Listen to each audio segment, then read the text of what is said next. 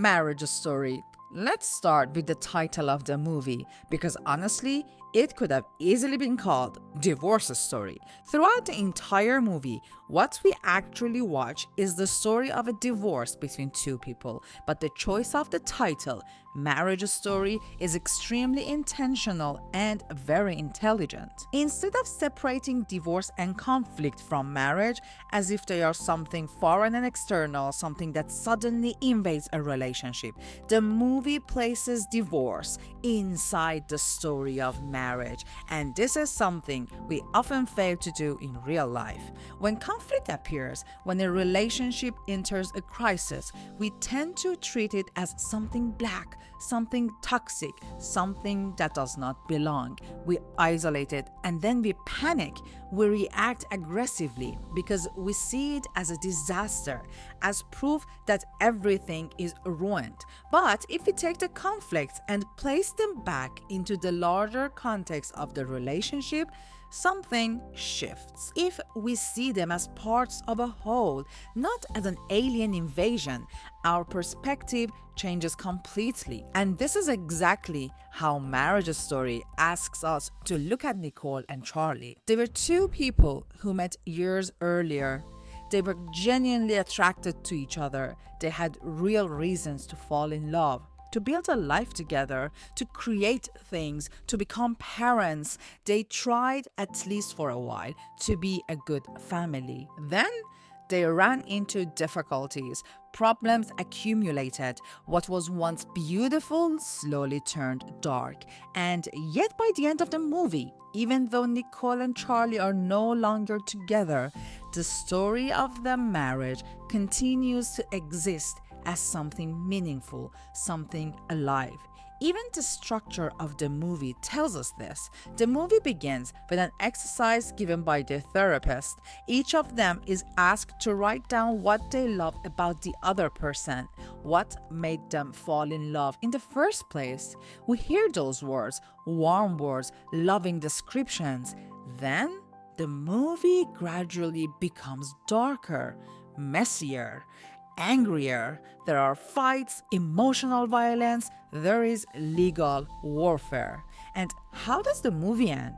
Charlie finds the letter Nicole once wrote about him, the same letter listing all his good qualities, and he reads it. There is one line that matters more than all the rest. I love Charlie and I always will. This is crucial because it tells us that looking at a relationship and even its ending as a whole can save us from something very destructive, turning the other person into a monster. The person standing in front of you during the conflict is not a three-headed demon.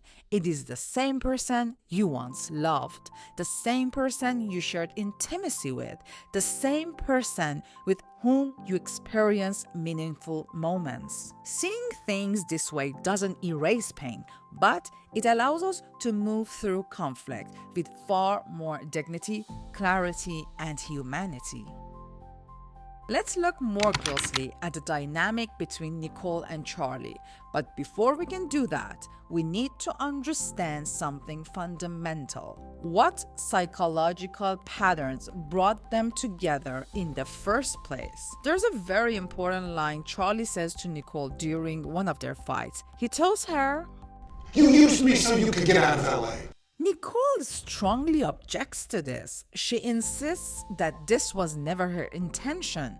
But later in the movie, there's a scene that quietly but very clearly confirms Charlie's point. Nicole is sitting in her lawyer's office telling the story of her life. I was engaged to Ben and living in LA, Yes, I want to make movies, marrying Ben. It's like a small part of me felt dead. She felt dead inside. Then she explains that she came to New York with her manager, supposedly for work, to talk about the contract. While there, she watched one of Charlie's plays. She went to his apartment. They talked. She stayed the night and she never went back. She says something very telling. I realized that something inside me wasn't dead. It was just in a coma. And from that moment on, LA was essentially abandoned. Think about this carefully. She comes to New York for a job. She meets someone and stays one night at his place. And after that, she completely leaves her previous life behind. So maybe Charlie wasn't entirely wrong. Maybe she really was trying to escape. But escape from what? She speaks about her career in LA in a way that sounds dismissive, almost as if that movie, that relationship, and life were never truly hers. But we have to look at her home environment too. We learn that Nicole grew up in a house full of tension and drama. Her father was gay, and this was surrounded by secrecy, conflict, and emotional chaos. There's a scene where her mother recalls discovering Nicole's father with another man. She says something quite important. Always regretted getting so upset about it. This line tells us everything. It suggests shouting, emotional explosions, instability, and a very stressful atmosphere at home. And Nicole's mother herself is a key figure. At first glance, she may appear sweet, gentle, even fragile, but psychologically, she is anything but supportive. She is controlling, intrusive, and deeply self-centered. The first time we really see her, Nicole has just separated from Charlie. She arrives at her mother's house with her child, exhausted, emotionally drained, clearly in need of support. And what is the first thing her mother tells her? Until you know what you want to do, we're going to do what I like to do. She interferes in every aspect of Nicole's life. And when Nicole's talk about the divorce, her mother says, Can you unserve? And we love Charlie. Why do you want to divorce him? I love Charlie. We have a great relationship. Notice what's missing here. There is no concern for Nicole's suffering, no curiosity about her pain, no emotional attunement. Instead, the mother centers herself. She likes her son-in-law, so Nicole should stay and tolerate the relationship. What we see here is a mother who is neglectful on an emotional level, but controlling at the same time. Nicole leaves LA and enters a relationship with Charlie. And what kind of a man is Charlie? A man who slowly also becomes controlling. Not in an obvious or aggressive way at first, more like a vibe. At the beginning, he doesn't restrict her movements. He doesn't dominate her openly.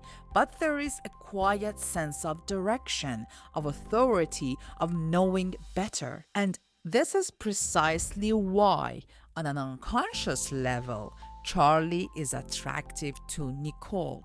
This may sound strange, but it makes psychological sense. When we grow up, our parents are our first love objects. We invest emotionally in them long before we are capable of judging their behavior. As children, we don't ask, is this healthy?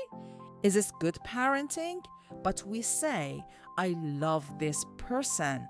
They are my whole life. So whatever they do gets internalized. Control becomes associated with love.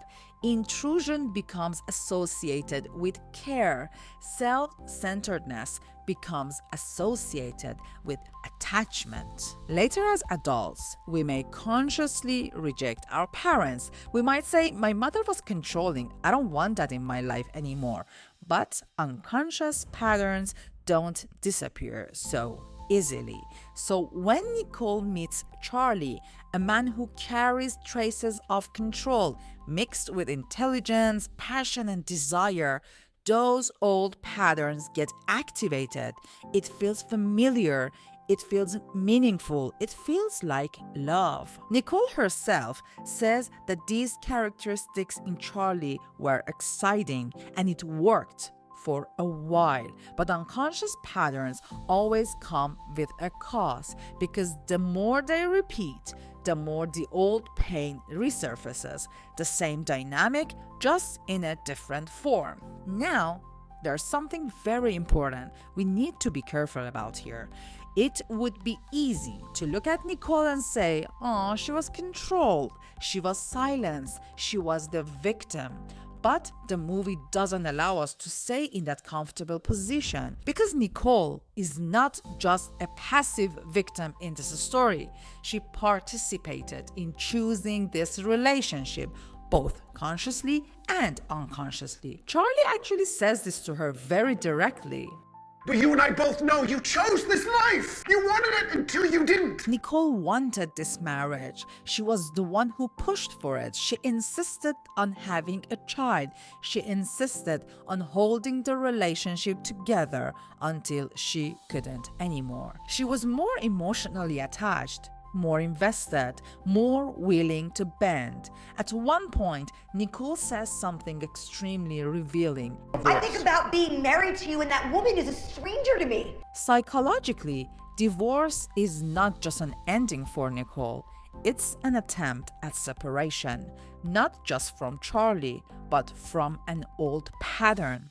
A pattern where control is handed over to someone else, where direction comes from outside, where she adapts instead of choosing. If everything goes well, divorce becomes, paradoxically, step toward autonomy, a chance to break a repetitive cycle. Now let's turn to Charlie.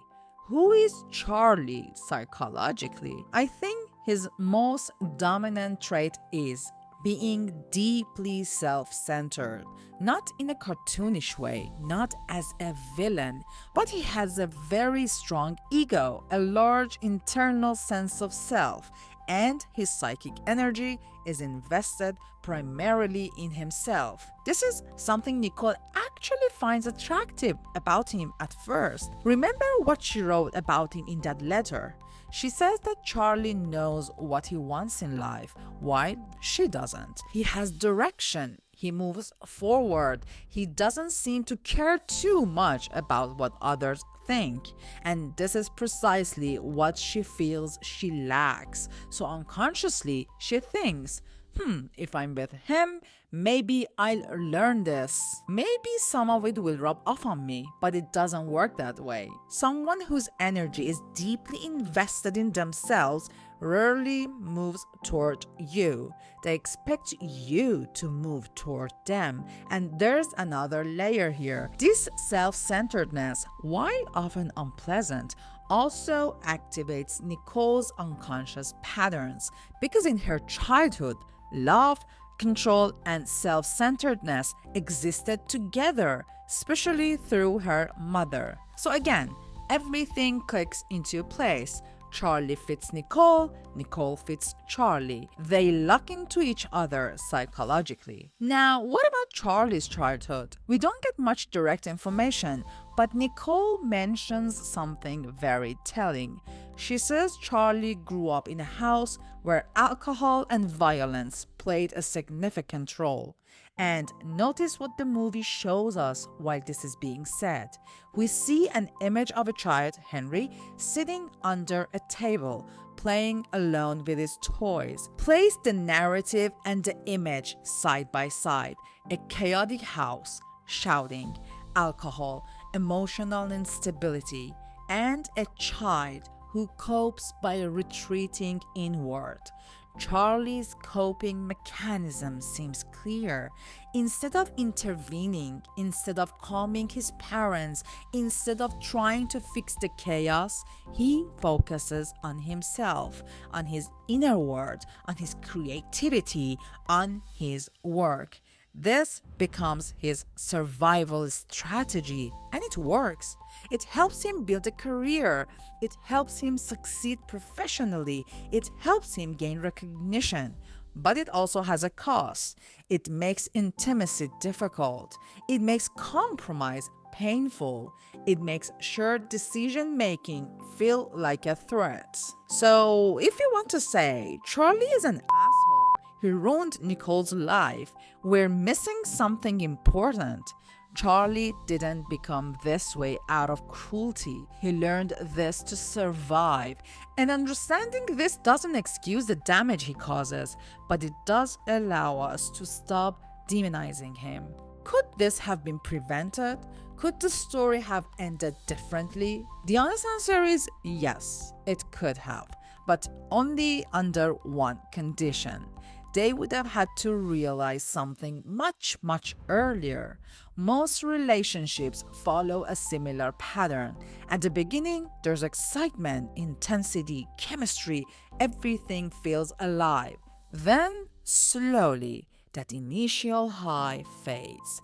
And this is the moment where the real work begins. This is the moment when the things that bother us about ourselves, about the other person, about the relationship start to show up. If at this point we speak, if we confront, we negotiate, if we ask for change, many conflicts never grow to a destructive level. But most of the time, we don't do that because it's hard, because it creates tension, because it costs energy. So instead, we say, let it go. It's not that bad. This is how it's always been. I'll adapt. Nicole and Charlie do exactly this over and over again. Nicole keeps adapting. For example, she wants to work in LA for a year. She mentions it. Charlie says no. So she backs down. She wants to direct, but Charlie pushes her back into acting. She agrees. She wants more space, more recognition, more autonomy, but she never truly stands her ground. Her passivity accumulates, and then one day, all of it collapses into a single sentence. I don't want this anymore. From Charlie's side, there's also a late realization. He understands far too late that maintaining a marriage requires compromise, that you cannot always prioritize your own desires, that sometimes you have to give up something you want in order to protect the relationship. He realizes this during the divorce, and that's the tragedy. There's a moment near the end of the movie that captures this perfectly. Charlie tells Nicole that he has news. He says he has been offered 2 plays in LA, that he's planning to stay there and direct. Nicole reacts politely. She smiles. She says something like, okay, well, yeah, that's great. But if you look closely at her face, there's another message underneath. It's too late. Not angry, not bitter, just too late. Now, part of Charlie's motivation here is his son, Henry. He wants to be closer to him, but symbolically, it also reads as this. Charlie is finally willing to compromise, but the timing is wrong. If this understanding had come earlier, if Nicole had used her voice sooner, if Charlie had softened his self-centeredness earlier, this story might not have ended in divorce. But relationships don't fail because people are evil. They fail because insight comes late. And timing matters. Very often people are capable of change, not at the same time. Nicole realizes she needs autonomy before Charlie realizes he needs to compromise. By the time Charlie is ready to meet her halfway, she's already gone.